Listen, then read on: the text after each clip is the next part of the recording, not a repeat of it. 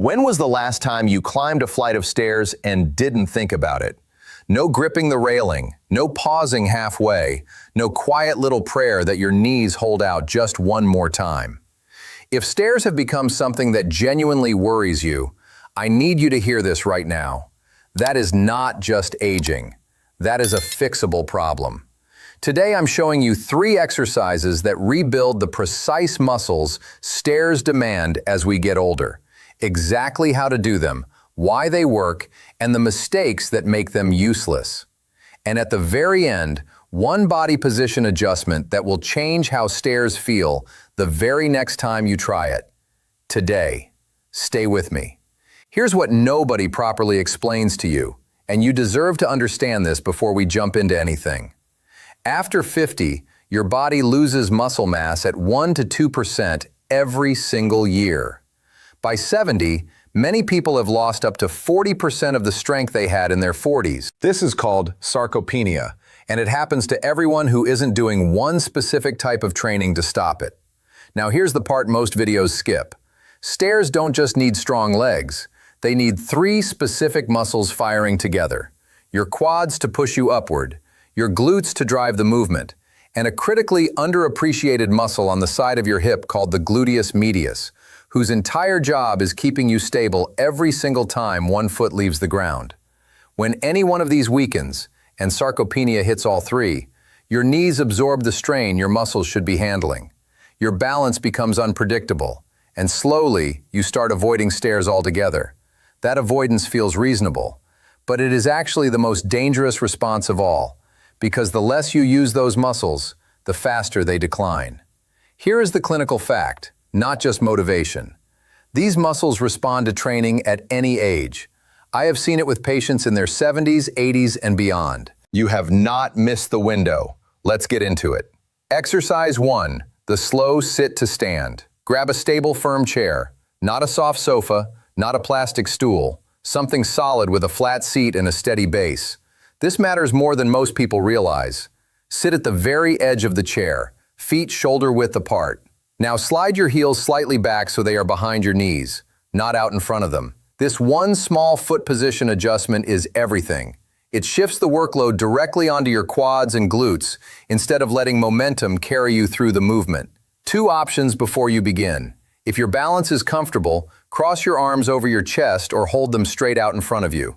If balance is a challenge right now, and there is genuinely no shame in that, keep your hands lightly on the armrests. Use the support. You will need it less and less as the weeks go on. Push through your heels and rise to standing. Squeeze your glutes firmly at the top. Hold for 1 full second and feel those muscles engaged. Now here is the most important part of this entire exercise, the part that most people skip completely. Sit back down slowly. 3 full seconds going down. Don't drop into the chair. Don't let gravity do the work. Fight it the entire way down. Control every single inch of that descent. This slow lowering phase is called eccentric contraction. It means your muscle is working hard while it is simultaneously lengthening. And research shows this specific type of contraction is the fastest known method for rebuilding lost muscle mass in older adults. Going up builds power.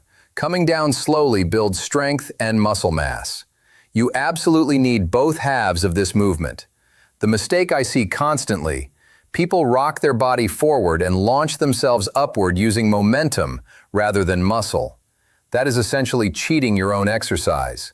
Your muscles get almost nothing from it. Slow, controlled, and deliberate beats fast and sloppy every single time without exception. 10 repetitions, 2 to 3 times a day. 1 rep means sitting down counts 2. Sit, stand, sit is 1 full repetition. For anyone currently recovering from hip or knee surgery, make sure your chair height keeps your hips sitting slightly above your knees. This single adjustment reduces joint strain considerably. If you are post-surgery and unsure about progressing, confirm with your physiotherapist before removing hand support or increasing your speed. Exercise 2, the lateral step-up. This is the exercise almost nobody talks about, and in my experience, it is the one that makes the single biggest difference to how safe and confident people feel on stairs. Here is why. The gluteus medius sits on the outer side of your hip. Its entire function is to keep your pelvis level every single time you lift one foot off the ground. Think about what that means for stairs. Every single step you take requires this muscle to fire and hold you steady. When it is weak, your hip drops to one side, your knee caves inward to compensate, and your balance becomes genuinely unreliable. This is why so many people describe feeling unsafe on stairs, even when they feel reasonably strong elsewhere. You need a small step for this, around 4 inches to start. The very bottom step of your home staircase is ideal. If your home has a single doorstep, that works too. Start low. Height can always increase as strength improves. Stand beside the step, side onto it. Hold a wall, railing, or any sturdy surface for support. This is especially important in the beginning. Place your inside foot up onto the step. Push through that leg and bring your outside foot up to join it. You are now standing on the step with both feet. From here, step back down sideways. Outside foot first, then bring your inside foot back to the floor. That is one full repetition. A few things to focus on throughout. Your foot on the step should be planted near the center, not teetering at the outer edge where you risk rolling off. Keep your upper body tall and upright throughout the entire movement, and drive the movement from your hip, not your lower back, not your upper body, your hip. The most common mistake I see, people lean dramatically sideways as they step up. That lean tells you the gluteus medius is struggling and your body is compensating around it. If you are leaning, bring the step lower and increase your support until the muscle builds enough to hold you upright on its own. Aim for 10 to 20 repetitions on each side. For those currently using a walker or any mobility aid, you can do a modified version by standing beside your walker, using it for complete support, and performing a small, controlled weight shift sideways onto a very low surface. Even a folded non-slip mat beneath one foot works. The goal is simply activating that side hip muscle. Every small movement you make toward that goal is meaningful progress. Exercise 3, the weighted step down.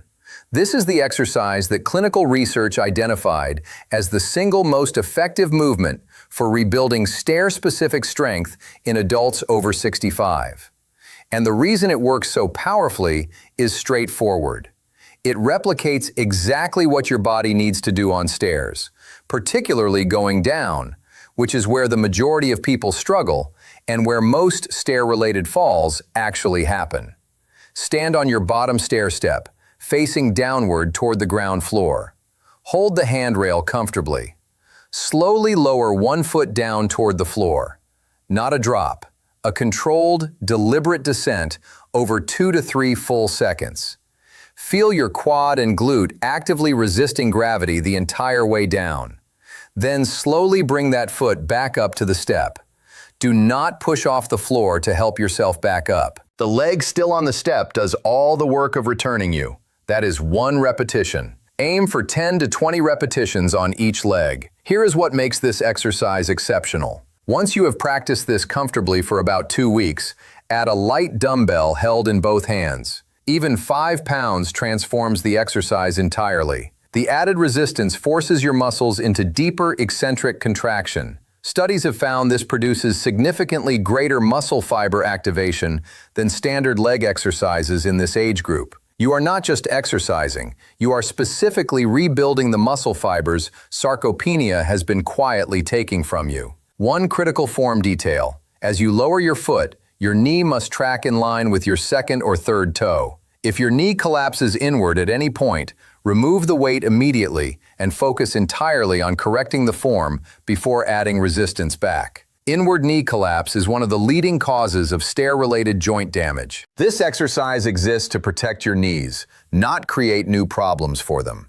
For anyone recovering from surgery, a serious fall, or managing a chronic condition, begin with 0 weight, the smallest possible step height, and full handrail support at all times. Lowering just a few inches and returning counts as a full repetition. You are not behind. You are rebuilding from exactly where you are, and that is entirely enough.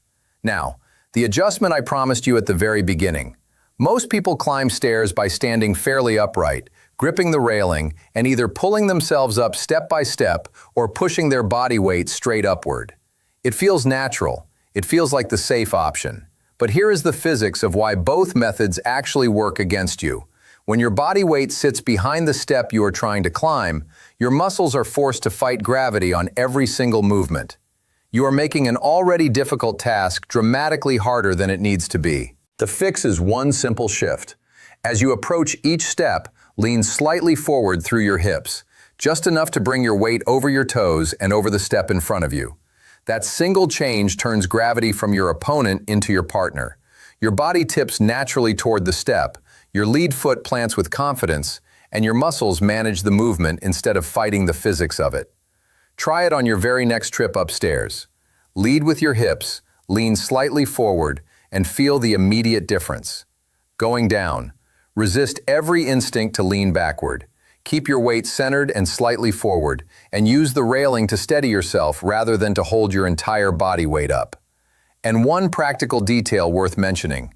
Never climb stairs in socks alone, particularly on smooth, tiled, or marble floors. A flat, rubber-soled shoe with a closed heel is your safest option every time. When you are rebuilding confidence on stairs, grip beneath your feet is not a small thing. Most people doing these 3 exercises consistently begin feeling a genuine difference within 2 to 3 weeks. Not dramatic, real. Stairs that felt like a daily struggle start feeling manageable. The grip on the railing loosens slightly. That moment of hesitation before the first step quietly begins to fade. By 6 to 8 weeks, the muscle changes are measurable and the confidence change is visible. 3 exercises, 10 to 20 repetitions each, every day. No gym, no expensive equipment, just a chair, a step, and a decision to start today rather than tomorrow. Tell me in the comments how your first week goes. I read every single one. And if someone you love is quietly struggling with this, share this video with them. Sometimes the right information at the right moment genuinely changes everything. Stay strong, keep moving, and as always, stay healthy.